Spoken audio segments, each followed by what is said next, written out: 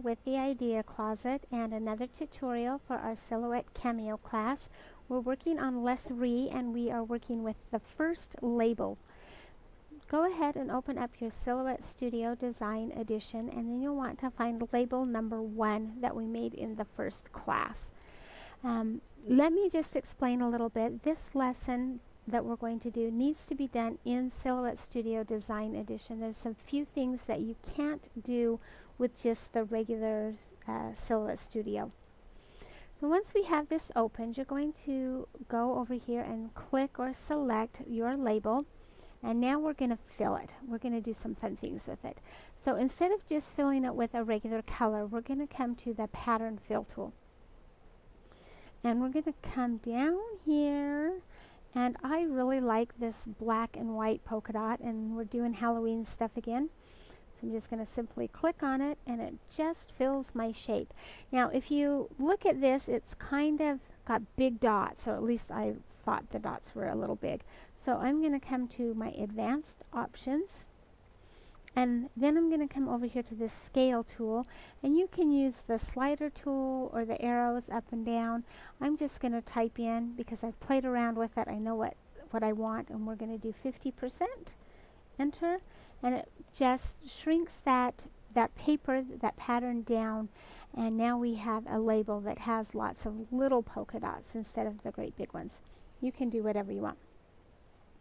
Now, the next thing that we're going to do is I want you to find your Hocus Pocus files that we downloaded, and you need to open them up in a new window, not over here in your file, but in a new window. Mine are ready to go, so I'm just going to open them up, and we're going to find the dot paper, which I believe is this one. Nope. Yep, dots, and we're going to just drag it over here. Now watch what happens. Wow. Go ahead and minimize your other window. What this is this red line right here is your paper, and this gray line is your cutting mat, and these dots are the paper that you just dragged in, and it's ginormous and humongous. You also have this warning up here. It's your low resolution warning. And basically what that's saying is your paper is so big that if you print it, it's not going to be a very good resolution, or it's not going to be really clear. Doesn't matter, because we're not going to print that. So what we are going to do is we're going to come up here to our scale button. Oh, we got to click on the paper first. We're going to come up here to our scale button, and then we're going to scale this down to 6 inches by 6 inches.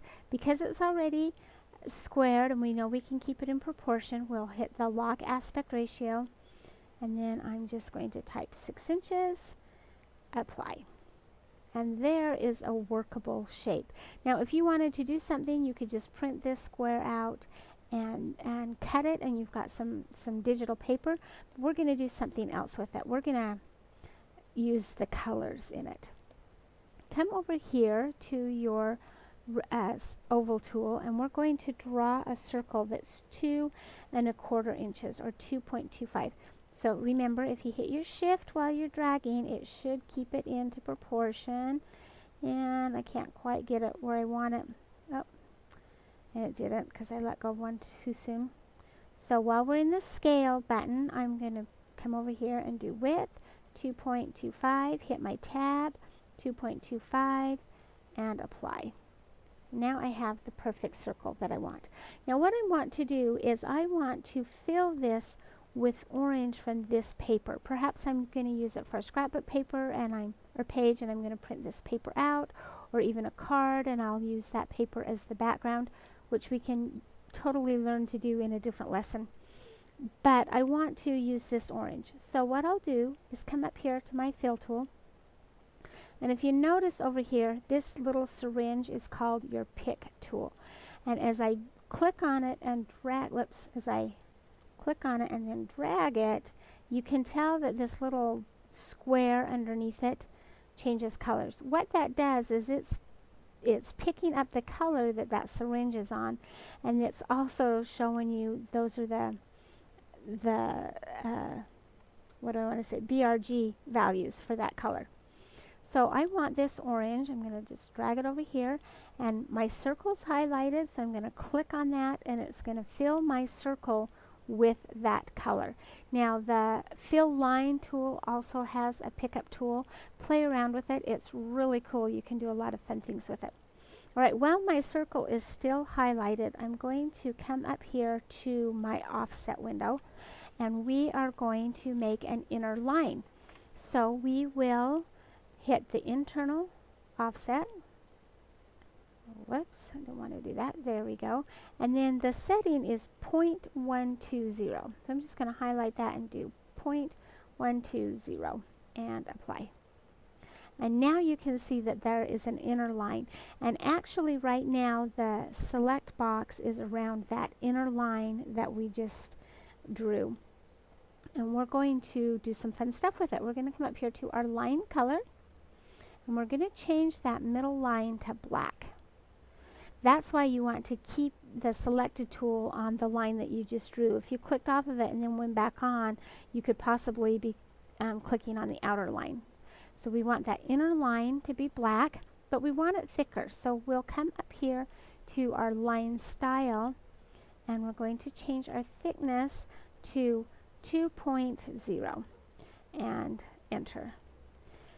And you can, of course, play around with this and make it really big. Use your slider tool, slide it down. But for what I'm doing, I like the 2.0. Now we want to turn that into just a print line, not a cut line. So just like we did in the last tutorial, we'll hit our cut window, cut style, and we're going to come up here and choose no cut. And now you'll notice that the red line on the label and the red line on the circle are red, the outer lines, but that black line is still black so that it's not going to cut it. And we'll come back to our home. The next thing that we're going to do is we're going to come up here, and we're going to, we're going to come down here, and we're going to find that spider that was in the Hocus Pocus set. And you can actually do it a couple of different ways. You can open it from here and drag it, or you can come into your file and open it. And if you do it through your file, it's going to open it in a new page. And so I'm just going to find it over here, and I'm going to drag it. And then I can minimize this again. There we go. Now I don't really want this tail. It's not really a tail, it's the web, the string. I don't want that on my spider. So I'm going to cut it off. But watch what happens. When I click on that spider, see this box? That's called the bounding box. And it's not enough that I just cut the string right here. I'm going to have to cut that whole binding box from here to here. And the reason I'm showing you that is because once I hit the knife tool, that binding box is going to disappear. So you kind of need to get an idea of where it's at. Let me hit the knife box. See, the box disappears. And I'm just going to start about right here. I'm going to hit Control and just draw that knife along there until I think I'm out of the box. Now what that does is if I come up here and hit my select tool, this string is now a separate piece, and I can just highlight it and delete it, and I have my little spider, and he's all ready to go. I'm going to select him, and I'm going to come up here to my scale tool again, and you'll just have to kind of play around with how big you want him. You can do the percentage and take him down by 50% or whatever, but you just have to play around with him. Because we want to keep him in proportion, I'm going to hit the lock aspect ratio, and then I'm going to set a width of 1.65. 1.65, because I know that that's going to fit inside that circle, and then hit apply. And then I can just simply drag my little spider into my circle, and you could select all of those and align it, but remember that you had this box around him, and so if you align it with that, it's probably still not going to be even.